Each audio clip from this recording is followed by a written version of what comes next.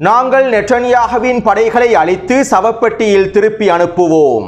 காசா சிட்டியில் அமைதியாக புதிய தந்திரங்களோடு காத்து கொண்டிருக்கும் பலஸ்தீனிய போராளிகளும் என்ன செய்வதென்று தெரியாமல் சிக்கித் தவிக்கும் இஸ்ரேலி ஆக்கிரமிப்பு இராணுவத்தின் நடவடிக்கைகளும், தூக்கிலிடப்பட்ட முக்கியமான மொசாட் உளவாளியும் கைப்பற்றப்பட்ட பெருந்தொகையான ட்ரோன்களும் ஈரானுக்கு எதிரான தாக்குதல் திட்டங்களும், சர்வதேச அணுசக்தி நிறுவனத்துடனான ஒப்பந்தத்தை தள்ளுபடி செய்த ஐரோப்பிய நாடுகளும் ஈரானினுடைய பதிலடிகளும், லண்டனில் நடைபெற்று வரும் விசேட கலந்துரையாடல்களும், சிரியாவுக்கும் இஸ்ரேலி ஆக்கிரமிப்புக்கும் இடையிலான பாதுகாப்பு ஒப்பந்தத்தின் நிபந்தனைகளும், ஸ்பெயின் நாட்டினுடைய அதிரடியான அறிவிப்புகளும், இஸ்ரேலி ஆக்கிரமிப்புக்கு எதிரான பிரச்சாரங்களை முடக்குவதற்கான அடுத்த கட்ட வேலை திட்டங்களும்.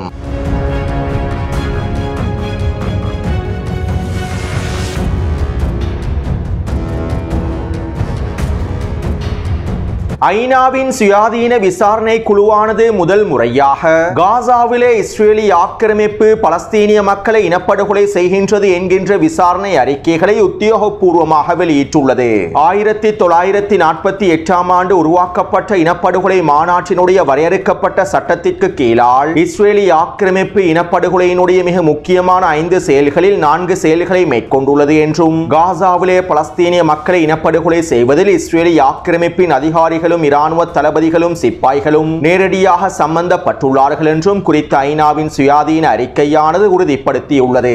இந்த விசாரணை அறிக்கைகள் சர்வதேச ரீதியில் சர்வதேச சட்டங்களுக்கு அமைவாக இஸ்ரேலி ஆக்கிரமிப்பு காசாவிலே இனப்படுகொலை செய்கின்றது என்பதனை உறுதிப்படுத்துகின்றது. மேலும் இந்த அறிக்கைகள் இஸ்ரேலி ஆக்கிரமிப்பின் இனப்படுகொலைகளை உத்தியோகபூர்வமாக வரலாற்றில் பதிவு செய்கின்றது. அடுத்து, ஸ்பெயின் நாடானது இஸ்ரேலி ஆக்கிரமிப்புடனான உறவுகளை தொடர்ச்சியாக முறித்துக் கொள்கின்றது. இதற்கமைவாக ஸ்பெயின் நாடானது தொடர்ச்சியாக பல அதிரடியான முடிவுகளை எடுத்து வருகின்றது. இஸ்ரேலி ஆக்கிரமிப்புடன் மேற்கொள்ளப்பட்டிருக்கக்கூடிய ஆயுத ஒப்பந்தங்களையும் ஸ்பெயின் நாடானது ரத்து செய்துள்ளது. மேலும் இதன் தொடர்ச்சியாக தற்போது குறுந்தூர் ஏவுகணை தளங்களை உற்பத்தி செய்வதற்கான இஸ்ரேலி ஆக்கிரமிப்பின் ஆயுத உற்பத்தி நிறுவனமான எல்பிட் சிஸ்டம் ஆயுத உற்பத்தி நிறுவனத்தோடு மேற்கொள்ளப்பட்டிருக்கக்கூடிய $825 மில்லியன் பெறுமதி அளவிலான ஒப்பந்தத்தையும் ஸ்பெயின் நாடானது ரத்து செய்துள்ளது. இதுவரைக்கும் ஸ்பெயின் நாடானது இஸ்ரேலி ஆக்கிரமிப்புடன் மேற்கொண்டிருந்த $1.5 பில்லியன் பெறுமதி அளவிலான ஆயுத ஒப்பந்தங்களை முழுமையாக ரத்து செய்துள்ளது என்பதும் குறிப்பிடத்தக்க விடயமாகும். அது மட்டுமல்லாமல் நேற்றைய தினம் ஸ்பெயினினுடைய பாராளுமன்றத்தில் சில முடிவுகளும் எடுக்கப்பட்டிருந்தன. அதாவது 2026 ஆண்டுக்கான யூரோவிஷன் போட்டிகளில் இருந்து இஸ்ரேலி ஆக்கிரமிப்பை முழுமையாக புறக்கணிக்க வேண்டும் என்றும், இஸ்ரேலி ஆக்கிரமிப்பு குறித்த போட்டிகளில் கலந்து கொள்ளக்கூடாது என்றும் ஸ்பெயின் நாட்டினுடைய பாராளுமன்றம் முடிவுகளை எடுத்துள்ளது. மேலும் இதையும் மீறி இஸ்ரேலி ஆக்கிரமிப்பு யூரோவிஷன் போட்டிகளில் கலந்து கொள்ளுமாக இருந்தால் ஸ்பெயின் நாடானது குறித்த போட்டிகளில் இருந்து முழுமையாக விலகிவிடும் என்றும், இஸ்ரேலி ஆக்கிரமிப்பு முழுமையாக புறக்கணிக்கப்பட்டால் மாத்திரமே யூரோவிஷன் போட்டிகளில் ஸ்பெயின் நாடானது முழுமையாக கலந்து கொள்ளும் என்றும் தெரிவித்துள்ளார்கள். அது மட்டுமல்லாமல் ஐரோப்பாவோடு சம்பந்தப்பட்டிருக்கக்கூடிய இஸ்ரேலி ஆக்கிரமிப்பின் அனைத்து தொடர்புகளையும் துண்டிப்பதற்காகவும் ஸ்பெயின் நாடானது பல முயற்சிகளை மேற்கொண்டு வருவதாகவும் தெரிவிக்கப்படுகின்றது.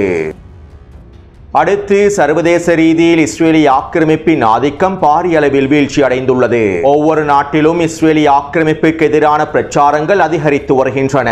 அதிகளவான நாட்டு தலைவர்கள் இஸ்ரேலி ஆக்கிரமிப்புடன் நெருங்கிய தொடர்புகளை கொண்டிருந்தாலும் அந்த நாட்டு மக்கள் இஸ்ரேலி ஆக்கிரமிப்பை வெறுக்கக்கூடிய நிலைமையே தற்போது ஏற்பட்டுள்ளது.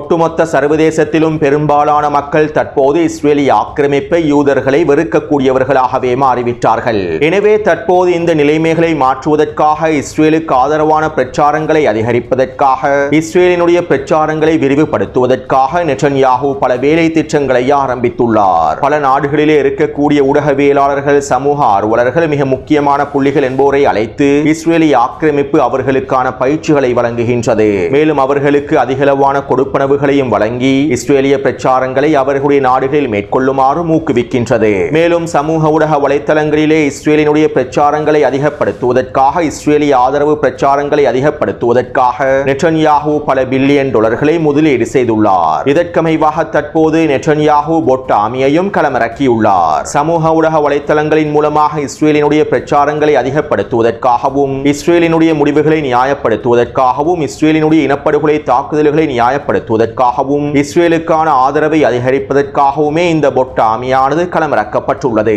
அதாவது இஸ்ரேலுக்கு ஆதரவான பிரச்சாரங்கள், இஸ்ரேலினுடைய முடிவுகளை நியாயப்படுத்தக்கூடிய மேற்கொள்ளக்கூடிய பிரச்சாரங்கள் சாதாரண மனிதர்களினால் மேற்கொள்ளப்பட மாட்டாது. பொட் பொறிமுறையை பயன்படுத்திய இந்த பிரச்சாரங்கள் மேற்கொள்ளப்படும். உதாரணத்திற்கு இஸ்ரேல் எடுத்திருக்கக்கூடிய ஒரு முடிவை சமூக ஊடக வலைத்தளத்தில் அதிகமானோர் லைக் செய்திருப்பார்கள். அதற்கான ஆதரவை வெளிப்படுத்தி இருப்பார்கள். கருத்துக்கள் மூலமாகவும் இமோஜிக்கள் மூலமாகவும் இஸ்ரேலினுடைய முடிவை ஆதரித்திருப்பார்கள். ஆனால் உண்மையில் இந்த ஆதரவுகள் அனைத்தும் சமூக ஊடக வலைத்தளங்களை பயன்படுத்தக்கூடிய தனிநபர்களால் வழங்கப்பட்ட ஆதரவு அல்ல. இணையதள பொட்களை பயன்படுத்திய இந்த ஆதரவுகள் வெளிப்படுத்தப்படுகின்றன.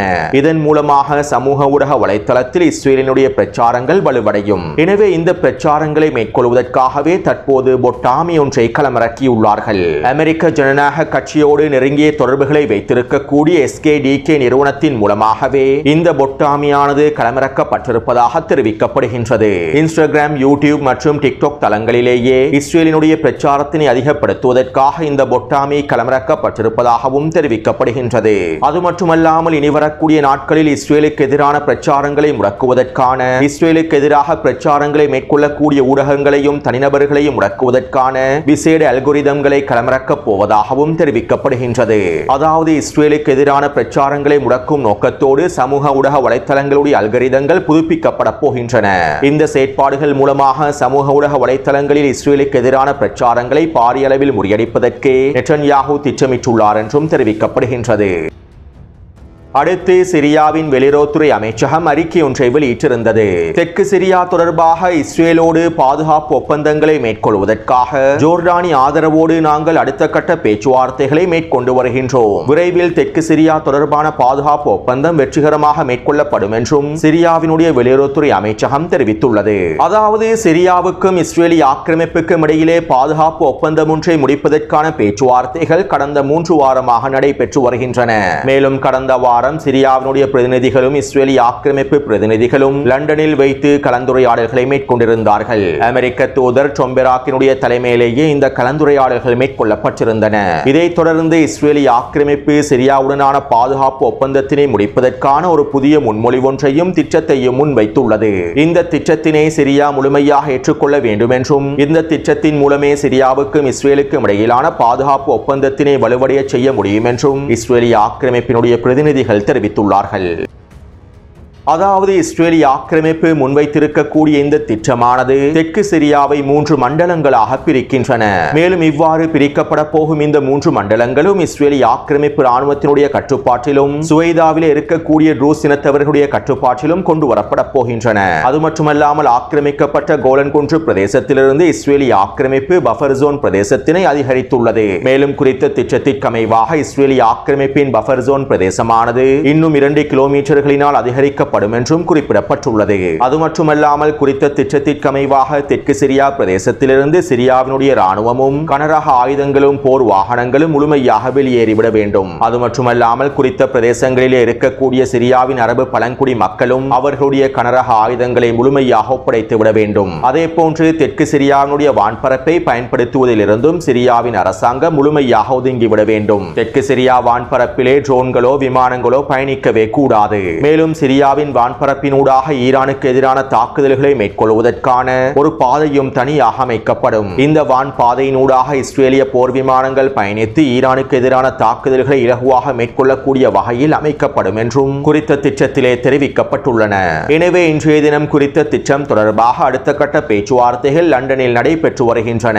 சிரியாவினுடைய வெளியுறவுத்துறை அமைச்சரும் இஸ்ரேலி ஆக்கிரமிப்பின் மூலோபாய விவகார அமைச்சரும் அமெரிக்க தூதர் டொம்பெராக்கும் ஒன்றிணைந்தே தற்போது லண்டனில் குறித்த திட்டம் தொடர்பான பேச்சுவார்த்தைகளை மேற்கொண்டு வருவதாகவும் தெரிவிக்கப்படுகின்றது. சுருக்கமாக குறிப்பிடுவதாக இருந்தால் தெற்கு சிரியாவின் முழுமையான ஆதிக்கத்தை இஸ்ரேலி ஆக்கிரமிப்பிடம் தம்பி ஜூலானியின் அரசாங்கம் வழங்கப் போகின்றது.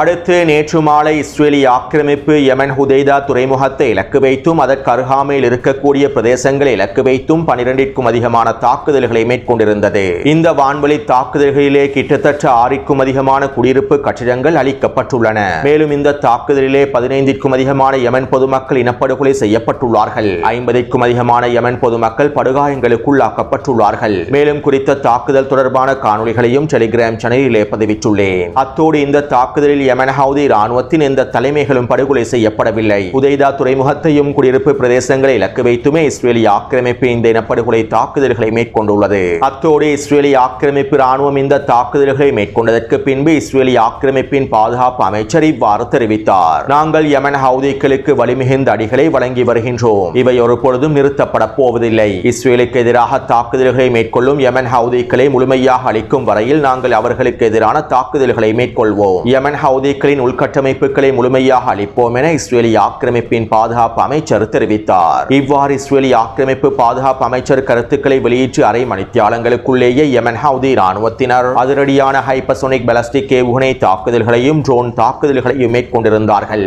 இஸ்ரேலிய ஆக்கிரமிப்பின் டெல் அவீவ் விமான நிலையத்தினை இலக்கு வைத்து ஹைப்பர்சோனிக் பாலிஸ்டிக் ஏவுகணை தாக்குதல்களை மேற்கொண்டிருந்தார்கள். குறித்த ஏவுகணையானது கிளஸ்டர் வார்ஹெட்களை கொண்டிருப்பதனால் குறித்த பகுதிகளில் தாக்கத்தினை ஏற்படுத்தி இருப்பதாகவும் தெரிவிக்கப்படுகின்றது. அதே போன்று இஸ்ரேலிய ஆக்கிரமிப்பின் தெற்கு பிரதேசமான ஈலாட் பிரதேசத்தை இலக்கு வைத்தும் ரமோன் விமான நிலையத்தினை இலக்கு வைத்துமே ட்ரோன் தாக்குதல்கள் மேற்கொள்ளப்பட்டிருந்தன. மேலும் குறித்த ட்ரோன்கள் சுட்டு வீழ்த்தப்பட்டிருப்பதாகவும் இஸ்ரேலிய ஆக்கிரமிப்பு இராணுவம் அறிவித்துள்ளது. அடுத்து மேற்கு ஈரானின் ஹொர்முஸ்கான் பிரதேசத்தை சேர்ந்த பாதுகாப்பு படையினர் பாரசீக கடல் பிரதேசத்திலே சென்று கொண்டிருந்த ஒரு மிக முக்கியமான படகொன்றை கைப்பற்றியுள்ளார்கள். மேலும் குறித்த படகிலிருந்து 719 ட்ரோன்களையும் கைப்பற்றியுள்ளார்கள். 12 நாள் போரின் போது இஸ்ரேலிய ஆக்கிரமிப்பின் மொசாட் உளவு பிரிவானது ஈரானுக்குள்ளே நூற்றுக்கணக்கான பயங்கரவாதிகளையும் உளவாளிகளையும் பயன்படுத்தி எவ்வாறு ட்ரோன் தாக்குதல்களை மேற்கொண்டிருந்ததோ அதே போன்று ட்ரோன் தாக்குதல்களை மேற்கொள்வதற்காகவே இந்த ட்ரோன்கள் களமிறக்கப்பட்டிருப்பதாகவும் தெரிவிக்கப்படுகின்றது. 12 நாள் போரின் போது கைப்பற்றப்பட்ட அதே வகையான ட்ரோன்களே தற்போது இந்த படகுகளிலும் கைப்பற்றப்பட்டிருப்பதாக தெரிவிக்கப்படுகின்றது. அதாவது 12 நாள் போரின் போது இஸ்ரேலிய ஆக்கிரமிப்பு எவ்வாறு ஈரானுக்குள்ளே வான் பாதுகாப்பு அமைப்புகளை இலக்கு வைத்தும் மிக முக்கியமான தளங்களை இலக்கு வைத்தும் ட்ரோன் தாக்குதல்களை மேற்கொண்டிருந்ததோ அதே போன்று மீண்டும் தாக்குதல்களை மேற்கொள்வதற்காக திட்டமிட்டு வருகின்றது.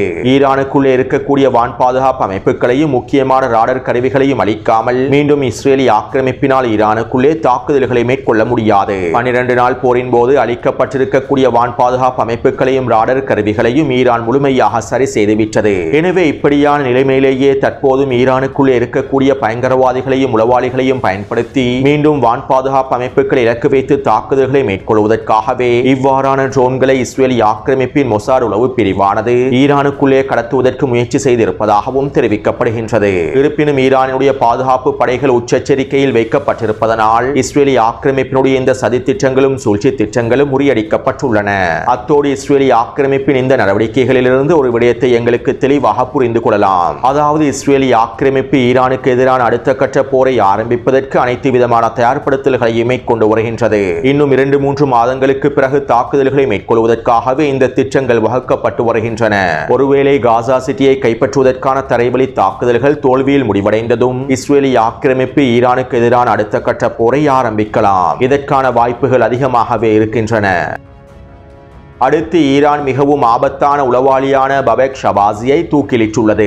இந்த உளவாளி தொழிற்சாலைகளிலும் வீடுகளிலும் குளிரூட்டும் இயந்திரங்களையும் சாதனங்களையும் பொருத்தக்கூடிய நபராகவே இருந்துள்ளார். மேலும் இந்த உளவாளியின் குளிரூட்டும் சாதனங்களை பொருத்தக்கூடிய நிறுவனத்தின் மூலமாகவே ஈரானினுடைய சில இராணுவ தளங்களுக்கு தேவையான குளிரூட்டும் சாதனங்கள் பொருத்தப்பட்டுள்ளன.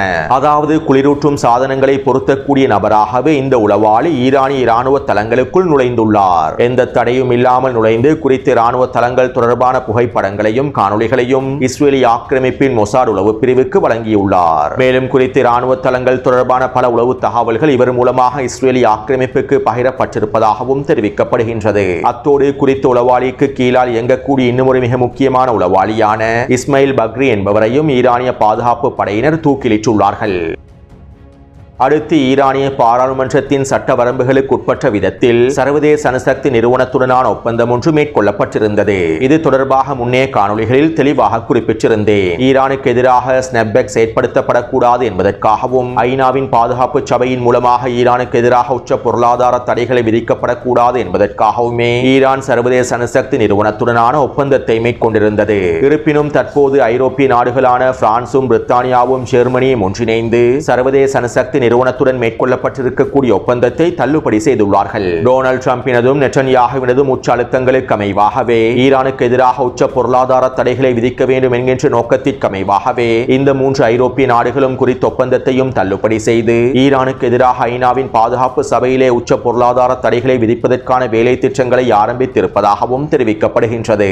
இப்படியான நிலைமையில் குறித்த விடயம் தொடர்பாக ஈரானினுடைய வெளியுறவுத்துறை அமைச்சகத்தின் செய்தி தொடர்பாளர் இவ்வாறு தெரிவித்துள்ளார். 3 ஐரோப்பிய நாடுகளும் தற்போது சர்வதேச அணுசக்தி நிறுவனத்துடனான ஒப்பந்தத்தை தள்ளுபடி செய்துள்ளன. அமெரிக்காவின் அழுத்தத்தினாலும் இஸ்ரேலிய ஆக்கிரமிப்பின் அழுத்தத்தினாலும் குறித்த ஒப்பந்தத்தினை ஏற்றுக்கொள்வதற்கு மறுக்கின்றார்கள். ஐநாவின் பாதுகாப்பு சபையில் ஈரானுக்கு எதிராக பொருளாதார தடைகளை விதிப்பதற்கான வேலை திட்டங்கள் முடிவுகள் எடுக்கப்பட்டால் நிச்சயமாக ஈரான் அதற்கான பதிலடிகளை வழங்கும். மேலும் சர்வதேச அணுசக்தி நிறுவனத்துடனான ஒப்பந்தத்தையும் முழுமையாக ரத்து செய்து விடுவோம் என்றும் ஈரானிய வெளியுறவுத்துறை அமைச்சகத்தினுடைய ஊடக பேச்சாளர் தெரிவித்துள்ளார்.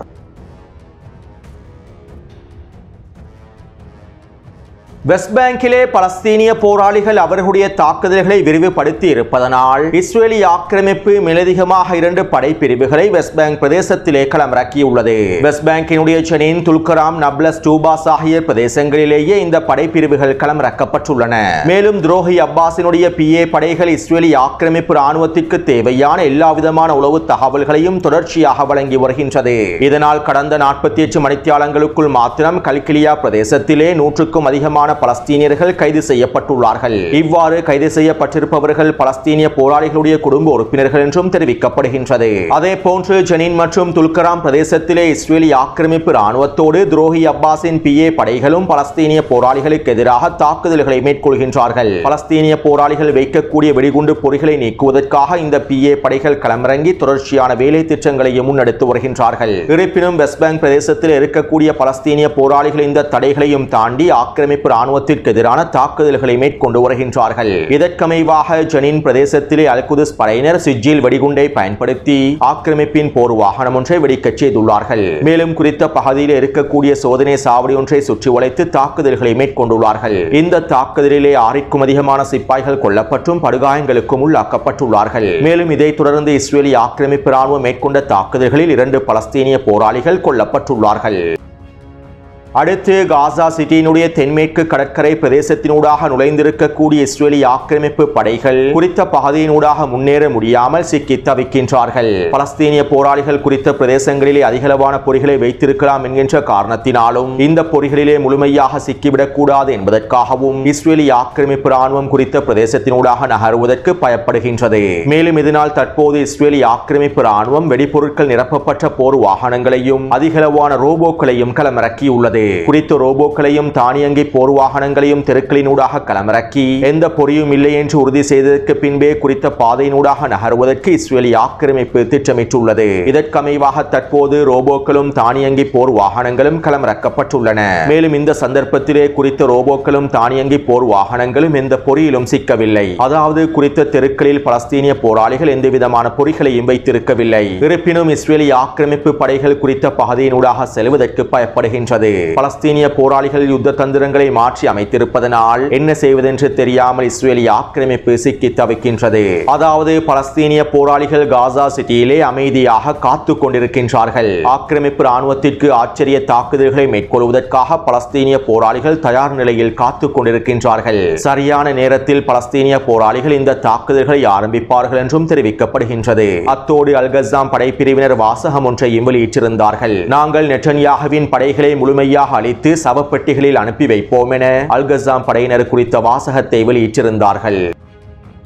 அத்தோடு பலஸ்தீனிய போராளிகள் கான் யூனிஸ் பிரதேசத்திலே தாக்குதல்களை மீண்டும் விரிவுபடுத்தி வருகின்றார்கள். இதற்கமைவாக அல்-குதுஸ் படையினர் கான் யூனிஸின் கிழக்கு பிரதேசத்திலே நிலை கொண்டிருக்கக்கூடிய ஆக்கிரமிப்பு படைகளுடைய புள்ளிகளை இலக்கு வைத்து தொடர்ச்சியான மோட்டார் குண்டு தாக்குதல்களை மேற்கொண்டுள்ளார்கள். கிட்டத்தட்ட 20க்கும் அதிகமான மோட்டார் குண்டு தாக்குதல்கள் மேற்கொள்ளப்பட்டிருப்பதாக தெரிவிக்கப்படுகின்றது. அதேபோன்று நேற்றைக்கு முன்தினம் கான் யூனிஸின் கிழக்கு பிரதேசத்திலே பலஸ்தீனிய போராளிகள் மேற்கொண்ட மோட்டார் குண்டு தாக்குதல்களில் ஆக்கிரமிப்பு ராணுவத்தினுடைய ஜீப் வண்டி ஒன்று முழுமையாக சிதைக்கப்பட்டுள்ளது. இந்த ஜீப் ஜீப் வண்டியில் சென்று கொண்டிருந்த 3 பெண் சிப்பாய்களும் கொத்து அழிக்கப்பட்டுள்ளார்கள். இந்த தாக்குதல் தொடர்பான காணொலியையும் நேற்றைய தினம் டெலிகிராம் சேனலில் பதிவிட்டுள்ளேன். அதே போன்று அல்-அக்ஸா படையினரும் முஜாஹிதீன் படைப்பிரிவினரும் ஒன்றிணைந்து கான் யூனிஸின் கிழக்கு பிரதேசத்தில் சக்தி வாய்ந்த வெடிகுண்டுகள் மூலமாக 3 புல்டோசர் வண்டிகளை வெடிக்கச் செய்துள்ளார்கள். எனவே கடந்த 24 மணித்தியாலங்களுக்குள் கிடைக்கப்பட்டிருக்கக்கூடிய தகவல்களுக்கு அமைவாக 3 புல்டோசர் வண்டிகளும் ஒரு ஜீப் வண்டியும் 15க்கும் அதிகமான சிப்பாய்களும் அளிக்கப்பட்டுள்ளன. அத்தோடு இந்த காணொலி தொடர்பான கருத்துக்களை பதிவிடுங்கள். தொடர்ந்தும் என்னுடன் இணைந்திருங்கள். நன்றி, வணக்கம்.